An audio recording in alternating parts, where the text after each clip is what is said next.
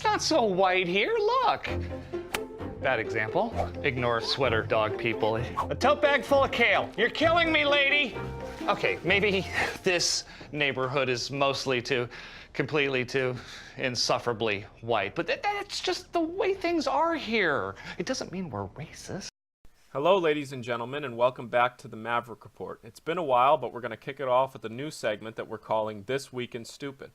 In This Week in Stupid, we're going to be reviewing a video called Adam Ruins Everything, Adam Ruins the Suburbs. Now, for those of you who are unfamiliar to this show, Sweet Adam here loves to go around whining about things that he thinks have prejudiced backgrounds. His goal is to make his viewers, aka the libtards, believe that everything is racist, sexist, and homophobic.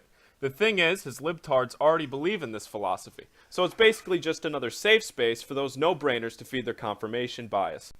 So after stopping after the first little segment here, we can already start to see that the video is immediately about race. They don't even wait 2 seconds to start about race. They immediately make it about race before they even get to the bulk of the argument. He gives you the conclusion without even talking about the argument whatsoever.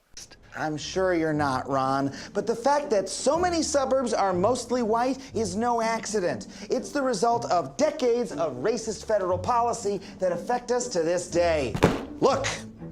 Hooray, games! What the heck kind of game is this? So this one just writes itself. He has to make it into a game because his viewers are too simple-minded to understand basic facts and logic. He has to explain visually everything that he's about to tell you because it's too hard for people to accept things because they can't think about it for themselves.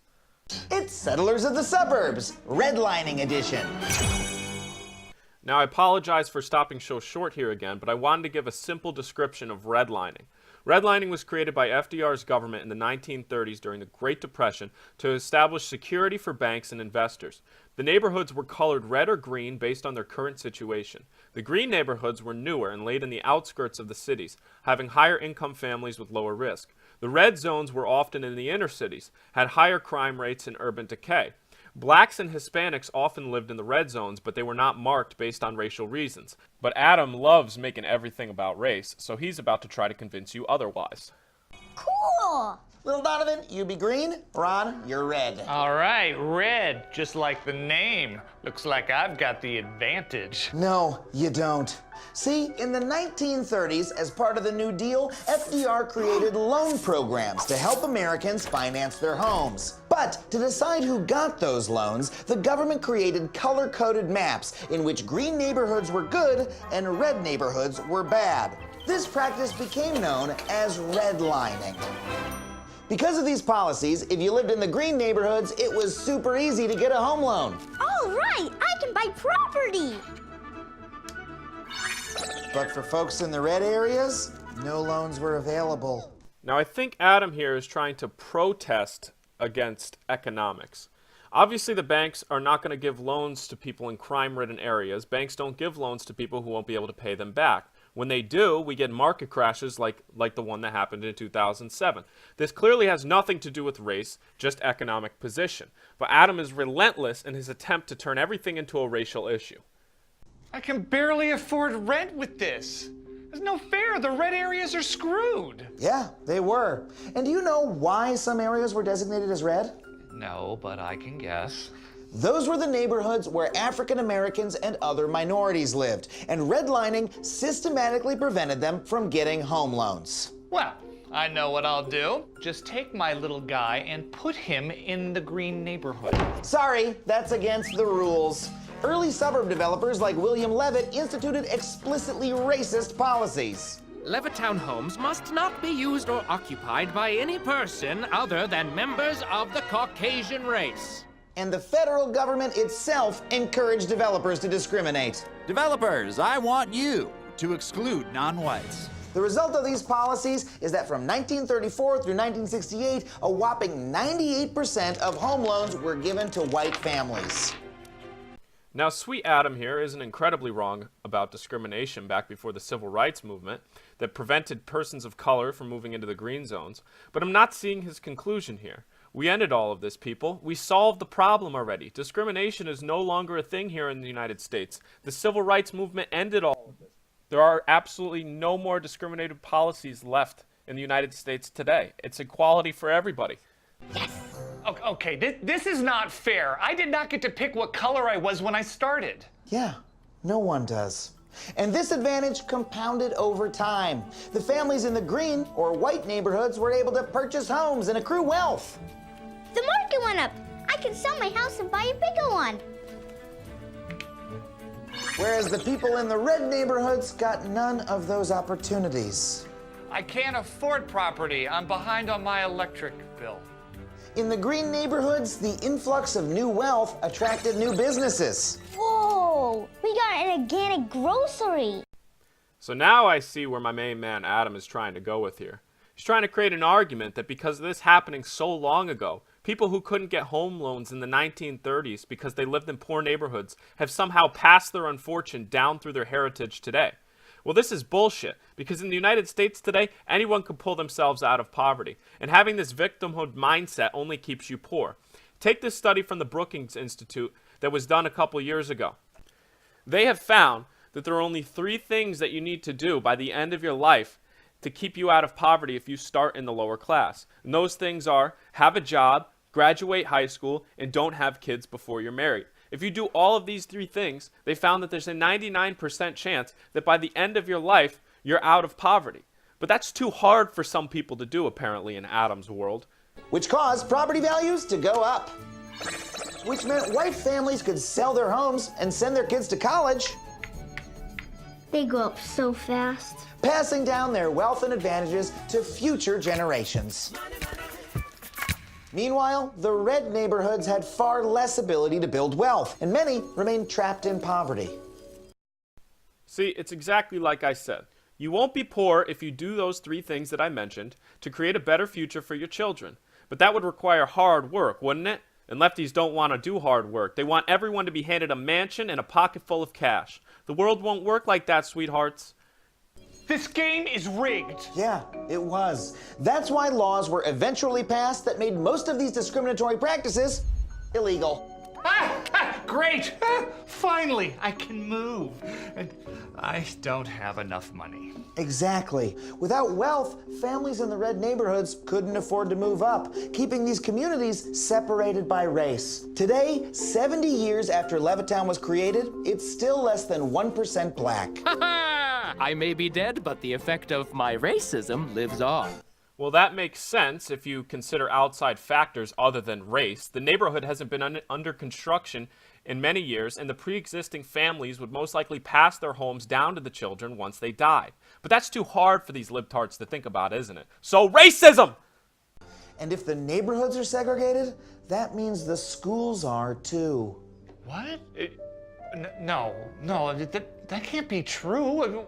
We ended school segregation back in the 60s. I mean, it makes sense if you just think about it for a couple seconds. Wouldn't all the people who live in a certain area represent demographically the race in that school? If a community is mostly white, then the school is going to be mostly white. It has nothing to do with race, it's just demographics. Sorry, Ron, but I'm afraid that's not true. Ron, this is Nicole Hannah-Jones. She's a New York Times investigative reporter who covers civil rights issues, including school and housing segregation. Now, this black lady is only here for one reason, and that's to reinforce Adam's points based on the color of her skin. He's using her because she's black just to get his point across more, and she doesn't even understand it. She doesn't even understand how she's being manipulated right now just to reinforce his point based on racism. Nicole, would you mind telling Ron what most people get wrong about segregation? People tend to think of segregation as an archaic term for Jim Crow policies that led to the civil rights movement. But the truth is that black children are more segregated in schools now than at any time since the 1970s. That's probably because they all live in cities trapped by the welfare slavery system that our government created to keep the lower class poor. But racism. And in the U.S., schools are largely funded by property taxes. Since property values in the white neighborhoods are so much higher, their schools get way more money to spend on things like facilities, teachers, and supplies. Oh, so my beloved Adam here is saying that schools are better when the people around the schools pay more into it? That would explain why city schools are so terrible, because the welfare families that send their kids here take from the system instead of putting money into it to pay for schools. It's simple logic, people. The schools can't be good if there's no money going into the system. It's not racism. On the other hand, predominantly Black and Latino schools are massively underfunded. They're less likely to have AP, science, and math courses, and they're the least likely to have experienced and qualified teachers. Once again, that's probably because the families that are sending their kids to these schools are not putting any money into the system. They're just sucking on the teat of the government and taking all of the money out. There's not going to be any money going into these schools to pay for these programs when the people sending their kids to these schools aren't paying anything in taxes. The truth is, Lil Donovan doesn't just go to the best school, he goes to a segregated school. No. So Adam just wants to completely ignore all of the wealthy blacks in these areas who had ancestors that didn't whine and cry about racism and took advantage of the equality that was given to them in the civil rights movement to create a future for their kids. But these people are just Uncle Toms, and they should not be considered whatsoever, right? This is a direct result of decades of redlining policies enacted by our own government to build the suburbs. Highways that were built to make access to the suburbs easier for white Americans were often run right through Black middle-class neighborhoods, destroying them. People in the past were the worst. It's not just the past. Banks still regularly charge Black homebuyers higher rates on loans than they do white homebuyers, even when they have the same credit. See, all these morons want to do is point to the race instead of including other factors like home location, loan down payment, loan terms, and previous loans. People living in cities would obviously see higher rates because of these factors alone. And 70% of all Black people in the United States live in cities, so that would mean that they're going to have higher loan rates on average. But racism! Worst of all, Black and Latino home seekers still experience 4 million incidents of illegal housing discrimination every year. But, I didn't do any of that stuff. I'm not racist, and I worked hard to get this house. Of course. But without realizing it, you've also gotten a leg up from America's history of racist housing policies. The suburb you live in was built on a foundation of segregation.